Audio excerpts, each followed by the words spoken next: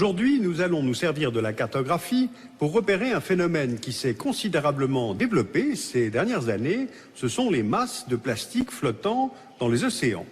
Vous allez le constater, c'est très préoccupant et particulièrement dégueulasse.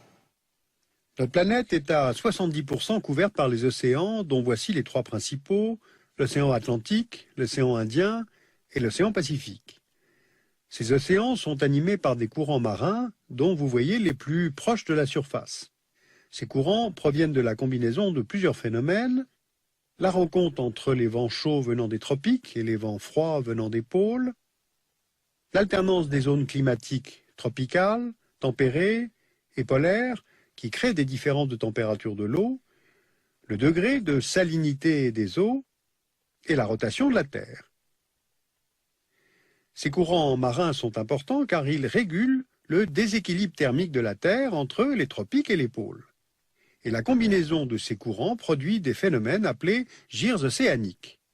Vous voyez sur la carte les 5 principales gyres subtropicales. Ce sont des zones de haute pression où les vents sont faibles et où les courants, influencés par la rotation de la Terre, s'enroulent dans le sens des aiguilles d'une montre dans l'hémisphère nord et en sens inverse dans l'hémisphère sud selon le principe de la force de Coriolis. Ces gyres ont été assez peu fréquentés par les marins, les vents faibles rendent difficile la propulsion des bateaux, et les eaux y sont assez peu riches en nutriments et ne permettent pas de capture de pêche abondante, d'où une relative méconnaissance de ces régions océaniques.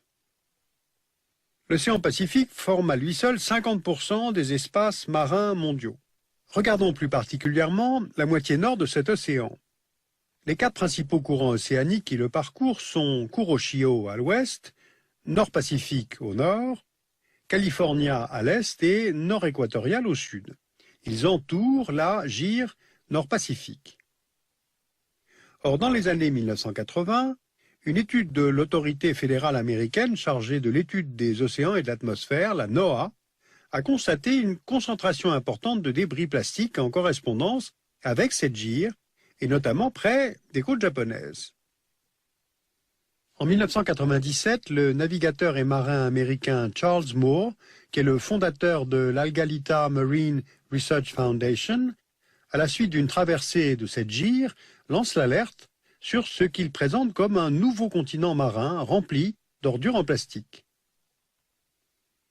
Ce continent est de nature très floue, et il occupe une surface estimée entre 1,5 million et 3,5 millions de kilomètres carrés, et on estime la densité de ces zones à environ 5 kg de plastique par kilomètre carré, sur une profondeur moyenne de 10 mètres, avec des débris jusqu'à 30 mètres, comme vous le voyez sur ce schéma.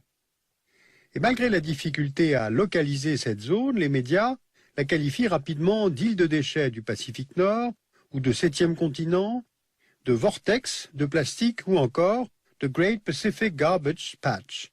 Les noms pour définir ce problème écologique majeur, évidemment, ne manquent pas. Selon une autre étude plus récente de la NOAA, il ne s'agirait pas d'une mais de 2 zones de convergence des déchets dans le Pacifique Nord, dont les concentrations maximales apparaissent là en orange. La première se trouve à l'est, entre la Californie et l'archipel de Hawaï, la seconde à l'ouest, plus proche de la zone japonaise. Et ce sont ces gyres dont je vous parlais, plus les déchets, qui viennent former et agglutiner ces amas de plastique océanique. Alors d'où vient cette masse de plastique qui flotte à plus de 1000 km des premières côtes? Sur les 260 millions de tonnes de plastique produites chaque année dans le monde entier, on estime que 10% finit dans les océans. Et le plastique constitue 89% de tous les déchets solides qui polluent les mers. Alors comment ce plastique arrive-t-il dans la mer? Il y a 4 catégories de déchets. Ceux rejetés directement en mer, c'est-à-dire les débris liés aux activités de pêche, notamment industrielles comme les filets, les nasses. Les déchets qui viennent des navires, tombés à l'eau par accident ou jetés volontairement. Et ceux qui arrivent de la terre, soit l'essentiel de la pollution, jusqu'à 80%. C'est-à-dire les déchets du tourisme, laissés sur les plages et emportés par le vent ou la mer, et les rejets d'eau usée qui, en période de forte pluie, déversent des ordures dans les rivières ou directement à la mer. Regardez cette animation qui montre le voyage du plastique sur 6 ans.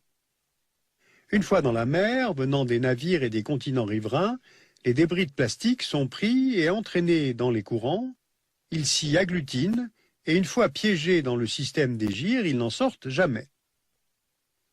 L'équipe de Moore a évalué la concentration moyenne de plastique par kilomètre carré à 300 000 morceaux dans la gyre, avec des pointes à plus de 1 million de débris. À titre de comparaison, on estime que la moyenne mondiale est de 13 000 morceaux par kilomètre carré, soit environ 23 fois moins. L'archipel de Hawaï est très touché par la pollution de plastique, car il est situé directement dans la trajectoire des déchets et à proximité de la gyre. Le Pacifique du Nord n'est pas le seul océan concerné.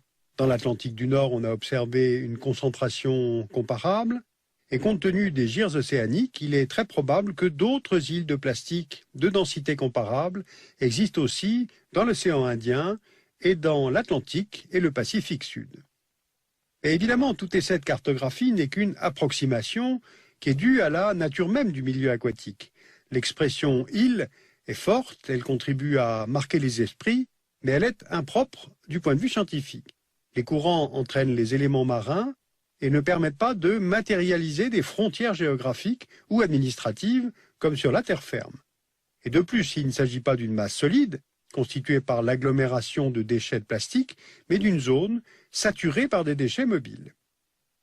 Cette mobilité de la zone conduit certains sceptiques à nier l'existence de ces îles de déchets. D'autant que les photos aériennes ou les images satellites n'existent pas, parce que la plupart de ces déchets sont de taille très petite, voire microscopique, comme vous le voyez sur l'image. Et de plus, le plastique présent en mer ne flotte pas à la surface, mais il est en profondeur. Alors le problème écologique reste évidemment entier, car ces matériaux plastiques prennent un temps fou pour se dégrader. À peu près 20 ans pour un sac plastique, 450 ans pour une bouteille plastique, et cette dégradation s'accompagne d'un lent fractionnement de ces déchets en minuscules particules. Et pendant cette dégradation, les animaux marins qui passent là sont piégés par les débris les plus grands, comme les sacs ou les filets, ou bien ingèrent les plus petits débris, ce qui les suffoque ou obstrue leur système digestif. Selon le programme des Nations Unies pour l'environnement, les déchets plastiques provoquent tous les ans la mort de plus d'1 million d'oiseaux et de plus de 100 000 mammifères marins. De plus, la structure moléculaire du plastique ne disparaissant pas tout à fait, le plastique agit comme une sorte d'éponge, absorbant les polluants qui peuvent entrer dans la chaîne alimentaire des animaux, et puis ensuite celle de l'homme. Alors face à ce problème, est-ce qu'il y a des solutions? L'une des solutions les plus provocatrices vient d'un cabinet d'architectes néerlandais, WHIM. En 2009, le cabinet a proposé de transformer ces faux continents de plastique en véritables territoires, c'est-à-dire transformer le plastique récupéré dans les océans pour en faire une île artificielle appelée Recycled Island. Et l'objectif du projet est triple. D'abord nettoyer les océans des débris plastiques et les transformer en matériaux de construction. Ensuite créer de nouveaux espaces destinés à accueillir les populations qui sont chassées par la hausse du niveau des mers. Et puis construire de nouvelles formes d'habitat durables, autosuffisants au niveau énergétique. Alors cette île flottante de 10 000 km² pourrait voir le jour dans le Pacifique, où se trouve la plus grosse concentration de déchets, et elle pourrait accueillir près de 500 000 réfugiés climatiques. Alors évidemment, l'idée fait sourire, mais elle permet de dénoncer de manière assez provocatrice l'impératif de trouver une solution viable pour accueillir les exilés du climat que l'ONU estime à 250 millions d'ici 2050. Alors il y a plus sérieux, c'est le projet américain CASEI. Ce projet a lancé en 2009 et 2010 2 missions de recherche visant à collecter le plus d'informations au sujet des débris plastiques de l'amas du Pacifique pour planifier une véritable opération de nettoyage. Mais cette opération se révèle extrêmement complexe. D'abord, la taille réduite de la plupart des déchets plastiques et leur présence en eau profonde va nécessiter de nombreux investissements techniques. Ensuite, une collecte de déchets en pleine mer et en profondeur va consommer une très grande quantité d'énergie. Les outils pour collecter des débris si microscopiques risquent à leur tour de menacer la flore et la faune marine. Et puis ensuite, il y a le coût pour le traitement des déchets collectés. Donc, la solution ne doit pas être plus néfaste que le problème lui-même. Et puis évidemment, il y a la question politique dont je n'ai même pas parlé, car une grande partie de ces gyres se trouve hors des eaux nationales et des zones économiques exclusives que vous voyez là maintenant sur la carte. Et aucun État ne veut assumer la responsabilité de ces îles de plastique, ni s'engager dans les coûts d'un éventuel nettoyage des océans. Voilà, vous le constatez, la voie est étroite pour trouver des solutions, un petit peu comme ce problème des dizaines de milliers de débris de satellites qui flottent en orbite dans l'espace. J'ai voulu, par cette petite émission, contribuer à la prise de conscience, montrer qu'il faut éliminer les plastiques, tenter de transformer les déchets en ressources. Ce que vous voyez derrière moi, c'est une exposition d'art contemporain à Paris, dont le thème est justement le déchet. En tout cas, il est indispensable à notre petite échelle, chacun, que nous soyons très vigilants sur l'élimination des plastiques, surtout lorsque nous sommes évidemment au bord de la mer. Je vous conseille vivement la lecture de ce livre, Voyage dans l'Anthropocène, aux éditions Actes Sud, et qui raconte très bien à quel point nous transformons la Terre et le climat. C'est écrit par Laurent Carpentier et Claude Lorius, qui est un grand glaciologue français. Et puis, vous pouvez retrouver aussi des références de livres en langue allemande sur le site de Arte, le dessous des cartes.